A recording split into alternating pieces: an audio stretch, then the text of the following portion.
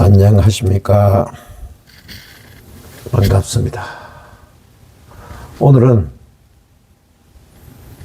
능음정사 큰 법당에서 방송을 하도록 하겠습니다. 오늘의 방송도 지난번에 이어서 제가 소장하고 있는 성보에 대해서 설명드리겠습니다. 지난번에는 제가 모시고 있는 진신사리를 공개하면서 진신사리를 모시게 된 인연에 대해서 설명을 드렸습니다만은 오늘은 제가 모시고 있는 불상 중에서 아주 서민의 채취가 숨결이 남아있는 불상을 한 두 점쯤 소개할까 합니다.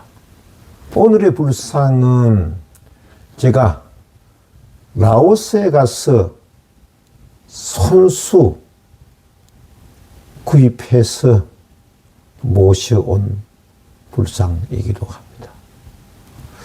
제가 이 불상을 소개해 드리기에 앞서서 이 라오스라는 나라를 설명을 좀 드리자면은 라오스 관광을 들려 한번 해 보신 분들은 라오스는 탁발이 유명하죠, 그죠? 여기 가면은 큰 사원들이 많고 그 탁발이 유네스코 문화재로 등록될 정도로 많아요, 라오스는. 그래서 유명한 곳인데 라오스의 조그마한 시골에 가든지 안 그러면은 곳곳마다 마을마다 사찰이 다 있습니다. 그래 라오스 국민의 90%가 불교를 신앙한다고 그래요. 그래 라오스는 타 종교가 들어갈 수가 없는 것이죠. 왜 그러냐? 특히 기독교나 천주교, 서양 종교들은 선교 자체가 금지되어 있는 국가이기도 합니다. 그만큼 순수한 불교 국가입니다. 그런데 오늘 제가 그 설명을 드리고자 하는 불상은 서민의 숨결이 숨결을 담아있는 그런 불상입니다.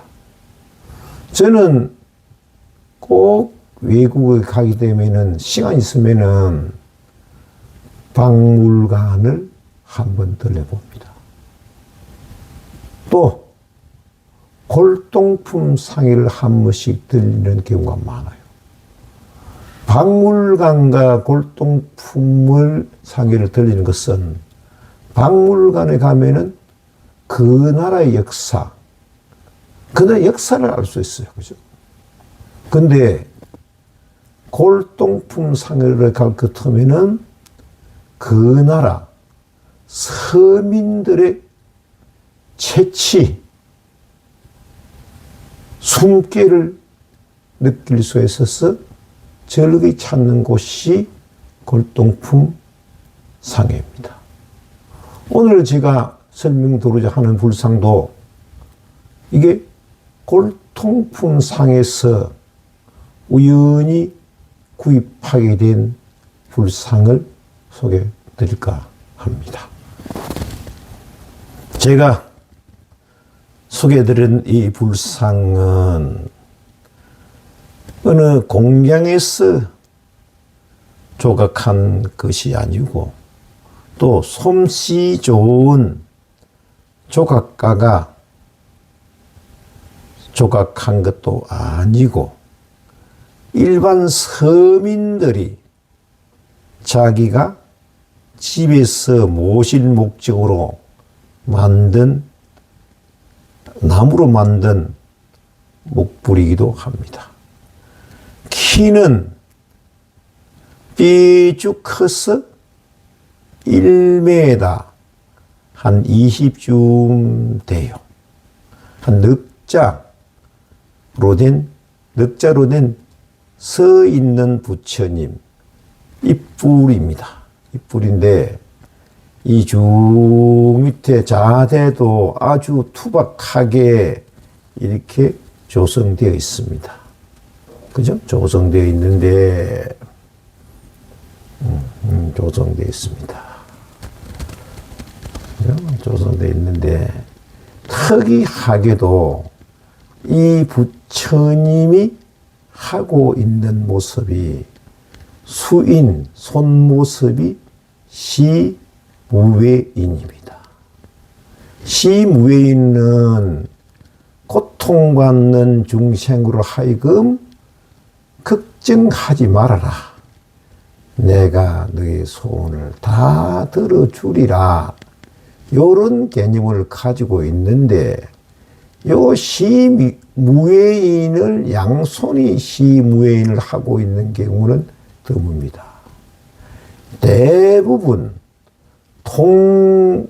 통원이다 이래가지고 한 손은 시무외인을 하고 한 손은 여원인을 합니다. 여원인은 한 손은 이제 오른쪽으로 내려서 내가 너 원을 다 들어 이쪽으로 내려와서 내가 너 소원을 다 들어주리라 요렇게 하는 거거든요.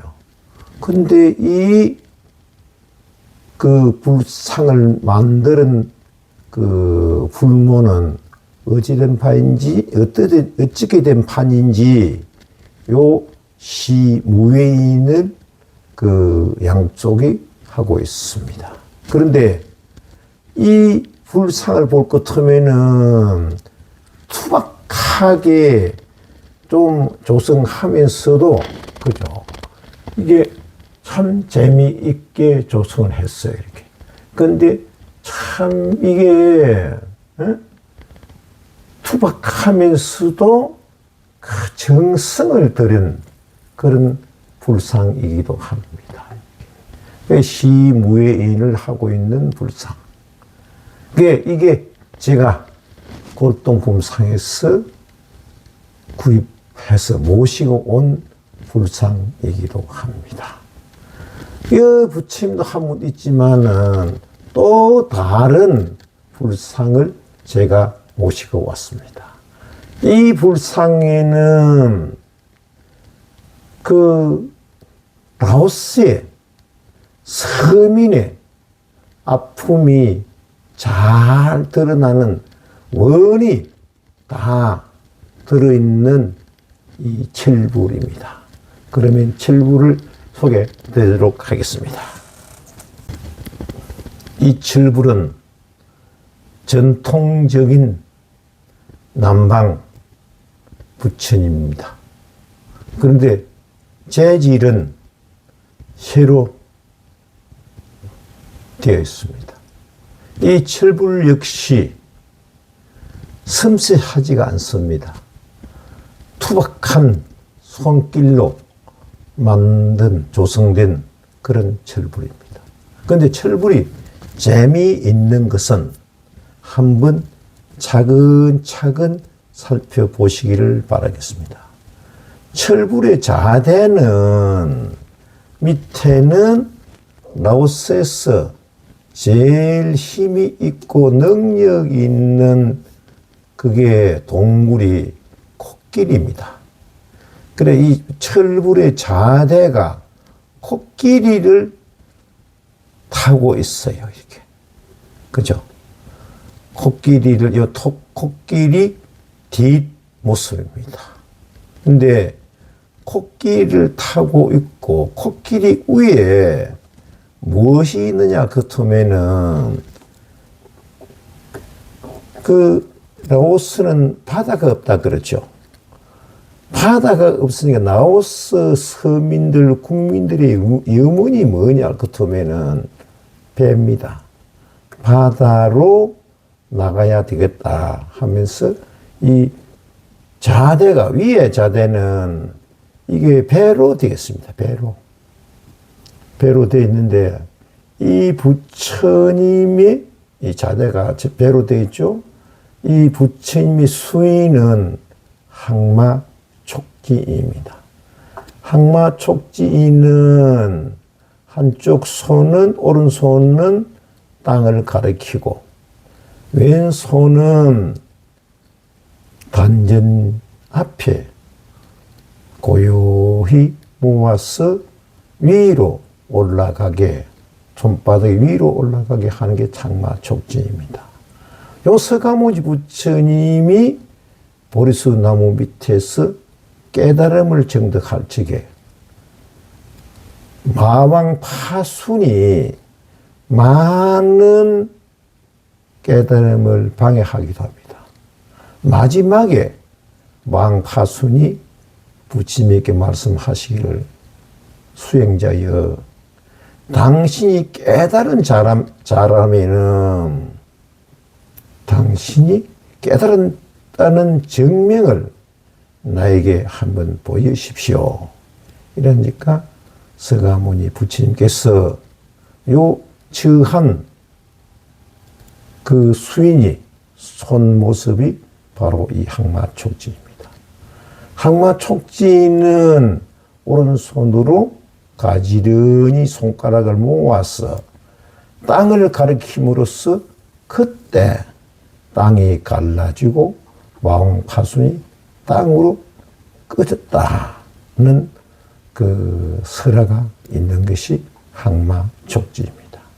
그런데 이 철불은 굉장히 거칠어요.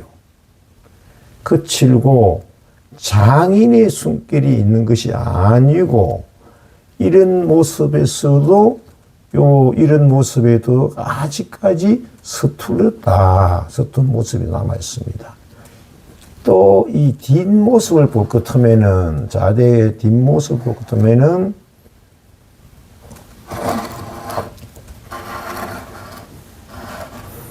여기도 아주 거칠은 모양이 그냥 그대로 남아 있습니다. 그런데 제가 이 불상을 오게 된 것도 조금 전에도 말씀드렸지만은 이 불상이 서민의 염원이 들어있기 때문에 이런 불상을 모시고 왔다. 근데 그게 그 물건을 파는 분도, 상인도 그러고, 또 관광을 안내하는 가이드 분도 말씀을 들어보니까 요는 밑에 자대, 나무로 된 자대도 그 집에서 불단을 모시고 있던 토냥 그대로 모시고 있던 것을 지금 그 고통부사에서 내놨다 이러더라고요.